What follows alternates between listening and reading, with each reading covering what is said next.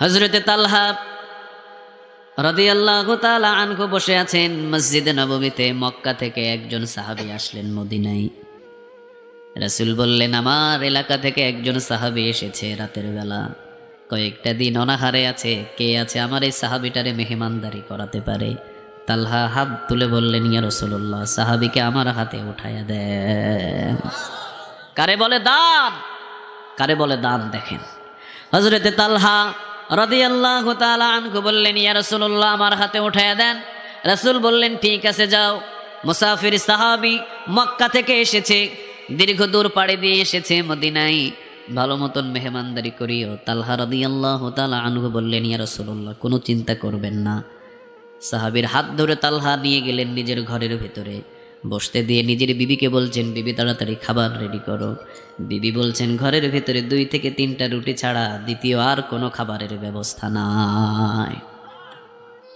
আমারও হবে না, আপনারও হবে না, আমাদের 2টা সন্তান আছে, ওই 2টা সন্তানের জন্য 3টা রুটি, 3টা থেকে 4টা রুটি তাদের জন্য রেখে দিয়েছি, আমাদের 2 জনের জন্য নাই। তালহা বললেন, 2টা বাচ্চারে ঘরের ভিতরে ঘুম পাড়ায়া দাও। সুবহানাল্লাহ বলবেন না? কারে বলে দান, কারে বলে মেহমানদারি। ঘুম পাড়াও, আমার বাচ্চাগুলো আজকে খাবে না, আমার বাচ্চাদের খাবারের আজকে কোনো ব্যবস্থা নাই, আজকে মেহমানে খাবে। আলহামদুলিল্লাহ বলে। 2টা কলিজার সন্তানকে নিজের বিবি নিয়ে যাচ্ছে ঘুমাতে।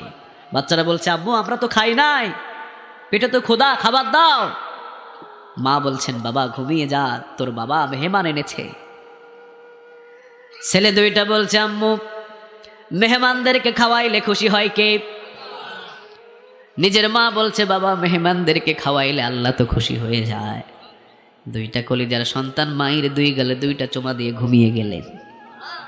বাপ কা বেটা সিপাही का घोड़ा कुछ ना हो तो थोड़ा थोड़ा, বাপ যেই রকম বেটাও সেই রকম, ঠিক না বে ঠিক? আপনি খান গাঁজা, আপনার ছেলে খাবে ফ্যান্সি ডিল।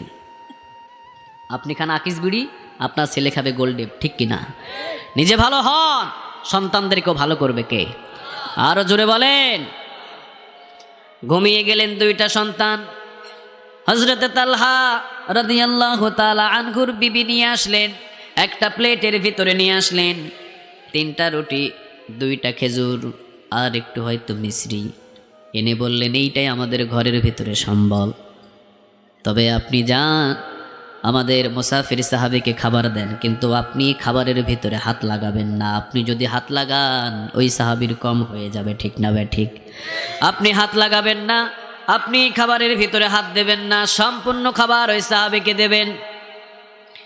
তালহা রাদিয়াল্লাহু তাআলা আনহু বললেন, মক্কার সাহাবীদের একটা নিয়ম হলো, একসাথে খাবার না খাইলে খাবার খায় না। একই প্লেটে হয়তো খাবার শুরু করতে হবে, না হলে একই সাথে খাবার শুরু হবে। তালহা রাদিয়াল্লাহু তাআলা আনহু বললেন, আরেকটা প্লেট দাও।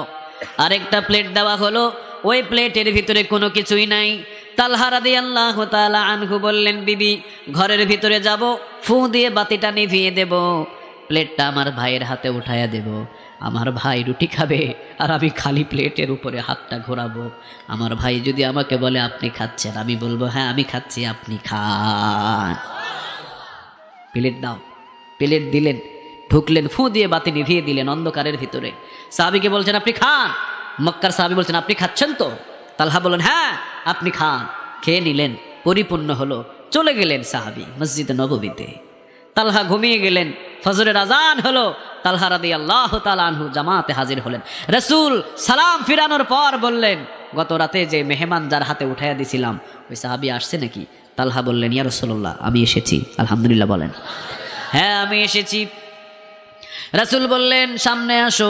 তালহা রাদিয়াল্লাহু তাআলা আনহুর কলিজার ভিতরে মোসাড় দিয়েছে, সর্বনাশ, গত রাতে যে মেহমানদারি করেছি আমি, রাসূল মনে হয় টের পেয়েছে। আমার রাসূল বলেছিল ভালোভাবে মেহমানদারি করবা, কিন্তু মনে হয় যেই মেহমানদারি করেছি আমার রাসূল খুশি হন নাই, কারণ নবী এবং রাসূলদের কাছে কোনো বিষয় গোপন রাখেন না কে? আরো জোরে বলেন কে? আমার রাসূল মনে হয় জেনে গেছে বিষয়টা। ভয় নিয়ে রাসূলের সামনে আসলেন। রাসূল মুস্কি হাসি দিয়ে বললেন, তালহা গত রাতে কি এমন মেহমানদারি করলা যে মেহমানদারিতে খুশি হয়ে আমার আল্লাহ সূরা হাশরের 9 নম্বর আয়াত তোমার জন্য নাজিল করে দিয়েছে। কারে বলে দান, কারে বলে মেহমানদারি।